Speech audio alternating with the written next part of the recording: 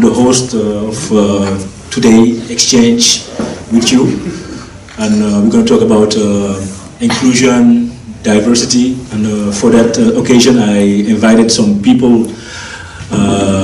with interesting profiles that symbolize this issue and this question in Flanders. Not only Flanders, but Belgium as an essence. Last year, it was a different setting where we directly started with an exchange where I was explaining more about activism and civil society, the project I was working on, and how did I see those questions. Today, I will not hold the role, but I will just give the words to people who have a lot to say about that.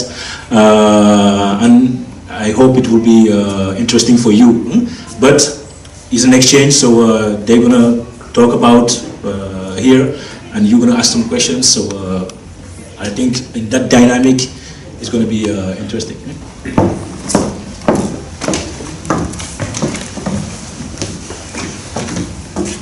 I will maybe just because we're talking about inclusion and diversity at different levels in different ways, I think that all of them have a different interpretation depending from the fields they are active in, and as individuals too, they've been confronted all their life with these questions. So that's a simple question that I will ask, and I think I will give the word person by person, and afterwards have some exchange with the room. So that we go. So Tracy, you have the honor to start. Well, my name is Benedict Mayuku. I think I kind of recognize a few of the things you spoke about. In my case, it's actually different. I came to Belgium the first time in 1978. I was studying in Oxford, and we came to Belgium by accident. I fell in love with Antwerp immediately, and I stayed. So I transferred my credits here, and I changed to medicine, and I studied engineering. Because to do medicine, I have to do 5 years Netherlands. I didn't have time for it. I thought I was going back to Nigeria after my studies. And I did engineering because I could do that in English. When I graduated in 1982, I went back to Nigeria. I was doing my national services. I got a telegram, then there was still no handphone, that I have a son. That I had a son, so I came back. I said, okay, I'm just going to go back and settle it, and I'll go back. I've been here ever since. What I recognize about what Trish said is also the fact I was brought up in diversity. So I know what being diverse is. I'm a Nigerian. We have 246 different ethnic groups. I'm talking of Wallen and different from all of them, and there's discrimination here and there. But they don't call it discrimination, they call it something else. Yeah. Okay, but it's more or less the same. So I grew up with that, so I can accept that. I was also in a boarding house, in an internat. I was also the only black man there. I enjoyed it, I had fun. So it's but then again, because of the experiences I had, I learned to look at every disappointment is a blessing. It's got to be for a reason. So because of that too, I learned to build networks, I learned to keep networks. I know how important that is. I worked also as an engineer for a while. I got tired and I stopped working, and the old mayor of Antwerp, Bob Koens, once then I was the president from the African community, asked if I wanted to work with the OCMW as a coordinator for the refugees. I say it's not much money, but at least you have something to do and you're good with people. Oh, I thought, okay, do that for a couple of years and then go back. I've been doing that ever since. That's about 17 years ago. So after working with them, then I worked for Samuel Levin Sobau as an worker, a community worker. For me, I kind of look at it like getting paid doing my hobby. I love doing it. It's what I love doing. It's what I do all the time. We've been busy with it for a while. Also, I recognize a few of things from the diversity police because they really did help the community. It's a pity that their importance is not well highlighted inside the police force. Because if their importance is well highlighted, there will be more than 4 people working there. Yeah. Never mind that there's only 2% foreigners that work with the police force, but that department, if the big chiefs of the police know the importance of the diversity department of the police, there will be more than 4 people working there. But all these are little things to do. As a matter of thing, inclusion in Flanders is very, very difficult to talk about, because I know there are a lot of initiatives that a lot of people are taking to improve these things. And most of these people too that have taken these initiatives are also the natives. Most of those people that also go against it too are also the natives. So sometimes you sit in a kind of situation that it's really difficult. Some of the difficulties that I personally witnessed, they're enormous. They ask somebody who wants to clean the floor that they must speak perfect Netherlands and French. And they don't even speak perfect English. They ask somebody who wants to go and pick tomatoes, they say, yes, Benedict, I'm sorry, but somebody must speak perfect Netherlands. I say, but must he speak to the tomato before plugging it? So these are the I call them mechanisms that want to exclude you. So no, I'm not a racist. I'm just looking for the best person for the job. I want a lawyer to come and clean my floor. I want a doctor to cut my garden. These are the things. But I think like Yasmin said, these are the jobs. These are the jobs precisely for the government, for the policymakers, the politicians, to set the barriers. Say, okay, please, sir. You don't need to speak to the tomato to pick it. So that these little things, but these are the exclusive things. Like she said also, racism is one of the most difficult things to prove. I don't bother to do that anymore, because personally, me too, I know a lot of people say they are racist, but I look at them, I know them, and I've been dealing with them for a long time. And I have a lot of friends who say to me, they say, yeah, the Moroccans say they are bad people here, but Mohammed, that lives next to me, is the best man in the world. Because, like we say, like they say in Netherlands, they say, "Onbekend is onbewind."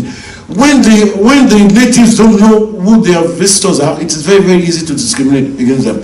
It was mainly part of the reasons that we too, before also with the diversity police, there was another guy there before, older one, Vermeulen. I will never forget this man. For this conference, you can suggest something to the government to solve these problems, at least to the people who came with high education background, not like the others. They worked hard on themselves to be people who can make this life better than the others. So this is one, and I think the other problem is with the media itself, because all the problems for me as a person who works in the media, I think it comes from the media. How many % do the media in Belgium focus on the immigrants here in Belgium? How many minutes do they focus, and on what kind of accidents or activities they focus on? Only if there's problems caused by immigrants, or also they can cover the good things and the positive things that they can bring into this society. So this is part of things that maybe it's a brainstorm or something to make us think about what we should do. Thank you. I have, for example, now I have a lot of Congolese who come to me. They have doctorates, master degree from Congo. From Congo. Congo is a colony of Belgium. And over here, the degrees are not accepted, are not accepted. So I even asked the minister, I said, "What are you trying to tell me you went to Congo with second class education?" Because Congo is a colony of Belgium. When I went to England as a student the first time, I just went with my high school diploma. I went to Oxford University and it was accepted immediately. Right. Yeah. So why is it a problem to the certificate from Congo that is being accepted here? That became actually a motivating factor, a factor that makes it very, very difficult to motivate the young people to study further. I want to say something about that, because I'm also, my parents are from Congo and my mom was a pharmacist, and And when she came here, the first job that she had was as a cleaning lady because her degree was not accepted. But you have to know that in Congo you can buy a diploma, and that is well known for everyone. I know people that went with a lot of money and they bought their degree. So I think that I was actually talking about that last week because the report of Brussels poverty came out, and one of the things was that a lot of women come from a foreign country cannot exercise their profession because their degrees are not accepted. And how can we make that accepted? But the problem is, some countries are well known for buying diplomas. Yeah, it's not possible. I think that in the 70s it was possible, but now it's just really difficult to know, is this diploma really right? Did this person study it? And I think that is the big barrier.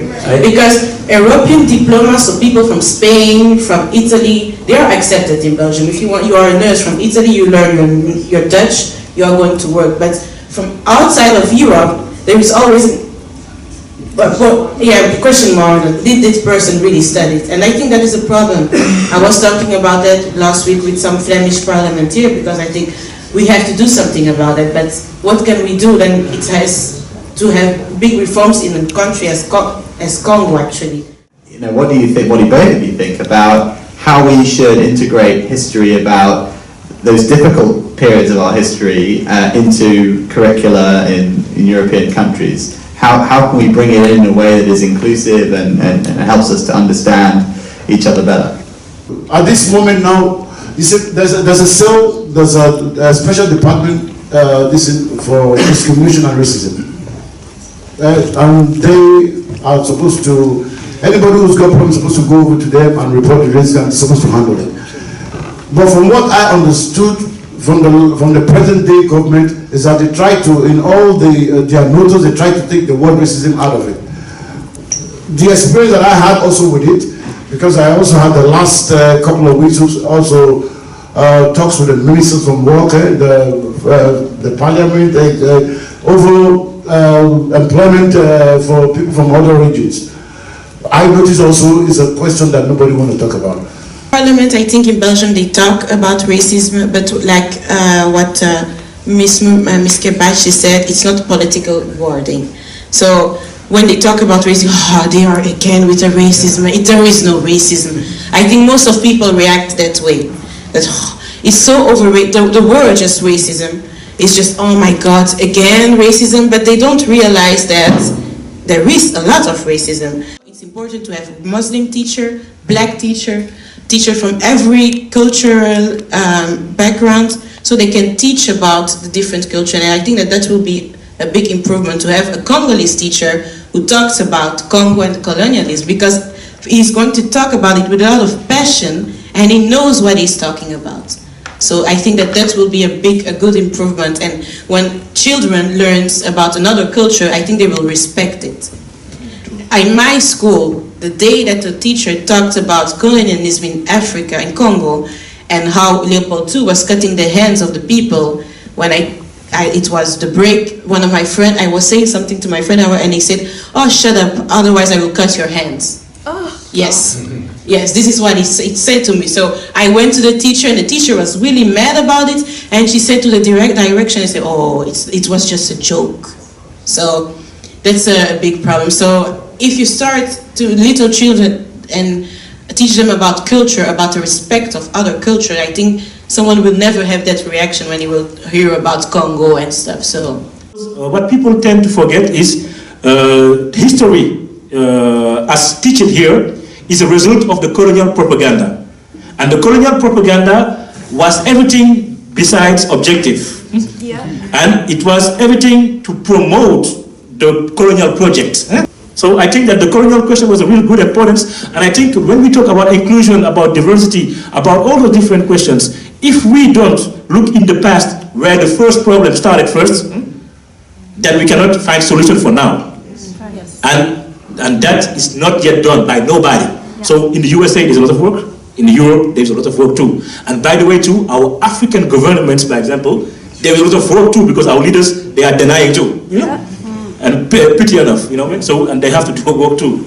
So Now, because we are going toward the end almost, and I want to thank my two guests, but I will let you have a conclusion about this inclusion. The perspectives, what do you think about the future? How will it be? Are you optimistic or not? And what has to be done to bring change? I'm optimistic. I think that change is actually possible, and what has to be done, like I said, is really fundamental and important that reform in education, because we are the black sheep of college school dropout from people with a cultural background. So I think that education is important, and I think that role models are important. I'm not scared to go to young girls from African ethnicity and talk to them about what I've been through and who supported me during those times and why I still ambition and why I went to politics. So I empower them and I say, don't listen to those people. If you have an ambition, if you have a vision, just go for it. And don't see your skin color as a barrier. No, see it as an opportunity to make a change. This is my conclusion. Thank you. Mr.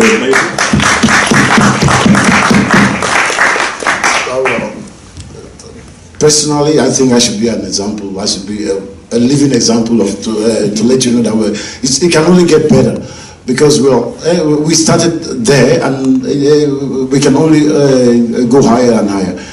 I think basically also that in Flanders right now, I'm a very, very optimistic person, and I'm very, very sure it's going to be a very, very bright future.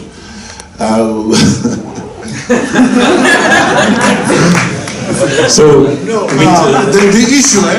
issue, you have to know, I have been with the struggle right from the beginning, and it has been one how do you call it, roller coaster ride. It has been one roller coaster ride. It was also not possible without some of the natives who are really who took initiative and who helped and supported us. It was really not possible. So sometimes I sit in a situation that I'm looking at this and I know that it is difficult, and well, I grew up also. I also learned how to what to put aside and what not to put aside. But I'm very optimistic, and I'm sure that it can only get better. Look at it just like that. There's nowhere else for it to go. When something is right here, there's only one place for it to go. This way.